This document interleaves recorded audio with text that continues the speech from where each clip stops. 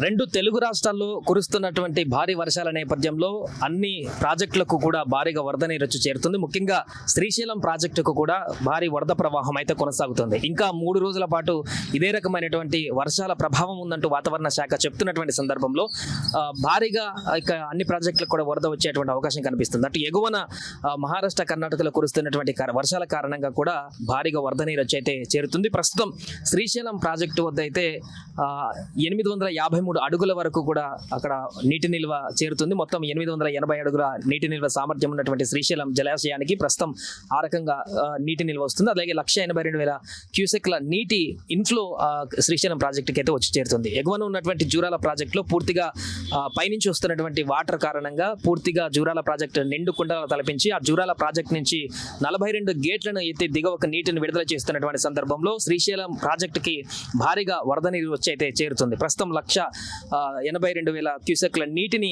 దిగువకు విడుదల చేస్తున్నటువంటి పరిస్థితిని మనం చూడవచ్చు. అలాగే దీంతో మొత్తం 85 టీఎంసీల నీటి నిల్వ ప్రస్తుతం శ్రీశైలం జలాశయం వద్ద కొనసాగుతుంది. మొత్తం 215 టీఎంసీల నీటి నిల్వ సామర్థ్యం ఉన్నటువంటి శ్రీశైలం జలాశయంలో ప్రస్తుతం 85 టీఎంసీల వరకు కూడా నీటి నిల్వ చేరుకుంది. సో దీంతో అటు మిగతా ప్రాజెక్టుల నుంచి వచ్చేటువంటి వరద కారణంగా కూడా క్రమక్రమంగా గంటకు ఎక్కువగా ఇన్ఫ్లో వస్తుంది. కాబట్టి ఈ రోజు సాయంత్రం లేదా ఉదయం వరకు కూడా శ్రీశైలం జలాశయానికి సంబంధించి పూర్తి స్థాయి డ్యాంలో నీటి నిల్వ సామర్థ్యం పెరిగేటువంటి అవకాశం ఉంది. దాంతో గేట్లు ఎత్తేటువంటి అవకాశం కూడా కనిపిస్తుంది. శ్రీశైలం గేట్లను ఎత్తినట్లయితే అటు విద్యుత్ ఉత్పత్తికి సంబంధించినటువంటి కార్యక్రమాలు కూడా అధికారులు ఇప్పటికే పూర్తి స్థాయిలో సిద్ధమవుతున్నారు. అలాగే ఈ ప్రాజెక్టులు జలకళ సంతరించుకున్నటువంటి నేపథ్యంలో పర్యాటకులు కూడా చాలా మంది హైదరాబాద్ నుంచి శ్రీశైలం జలాశయాన్ని చూడడానికి, శ్రీశైలం దేవాలయాన్ని దర్శించడానికి చాలా మంది అక్కడికి క్యూ కడుతున్నటువంటి పరిస్థితి కనిపిస్తుంది. దీంతో పర్యాటకులతో శోభ కూడా కనిపిస్తుంది.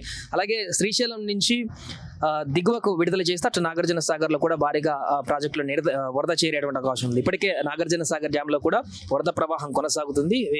వివిధ ప్రాంతాల నుంచి వచ్చేటువంటి వరద కారణంగా అక్కడ కూడా నాగార్జున సాగర్ లో కూడా డ్యామ్ లో కూడా కొంత వరద ఉధృతి అయితే కొనసాగుతున్నటువంటి పరిస్థితి కనిపిస్తుంది. ఏదేమైనా కూడా శ్రీశైలంలో ప్రస్తుతం 853 అడుగుల వరకు కూడా నీటి నిల్వ చేరుతున్నటువంటి పరిస్థితి. రేపు ఉదయం వరకు ఇదే రకమైనటువంటి, ఎందుకంటే జూరాల్లో 42 గేట్లు ఎత్తేసారు కాబట్టి ఆ వచ్చిన వాటర్ అంతా కూడా పూర్తిగా ఈ శ్రీశైలం డ్యామ్ లోకి చేరుతుంది. కాబట్టి పూర్తి స్థాయిలో గంటకి శ్రీశైలం డ్యామ్ యొక్క నీటి నిల్వ పెరిగేటువంటి అవకాశం కనిపిస్తుంది. ఈ నేపథ్యంలో రేపు ఉదయం వరకు కూడా శ్రీశైలం డ్యామ్ పూర్తి స్థాయి నీటి మట్టం చేరి గేట్లను ఎత్తేసేటువంటి అవకాశం కనిపిస్తుంది. దీంతో శ్రీశైలం డ్యామ్ గేట్లు కూడా ఎత్తినట్లయితే మరింతగా దిగువకు కూడా నీటి నిల్వ వచ్చేటువంటి అవకాశం కనిపిస్తుంది. పర్యాటకులు కూడా ఇక భారీగా శ్రీశైలం గేట్లను ఎత్తారంటే చాలా మంది చేరుకునేటువంటి అవకాశం ఉంటుంది. కాబట్టి ప్రస్తుతం శ్రీశైలం జలాశయం వద్ద అయితే 182,000 క్యూసెక్ల నీటి నిల్వనైతే ఇన్ఫ్లోగా అక్కడ వస్తుంది. అవుట్ఫ్లో మాత్రం ఎలాంటి అవుట్ఫ్లో లేదు.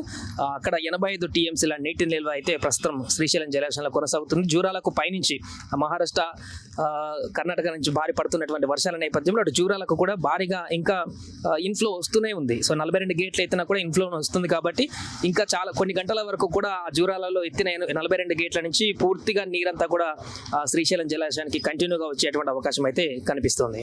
సుమన్ టీవీలో మీ పర్సనల్ అండ్ బిజినెస్ ప్రమోషన్స్ కోసం కింది నెంబర్కి కాంటాక్ట్ చేయండి.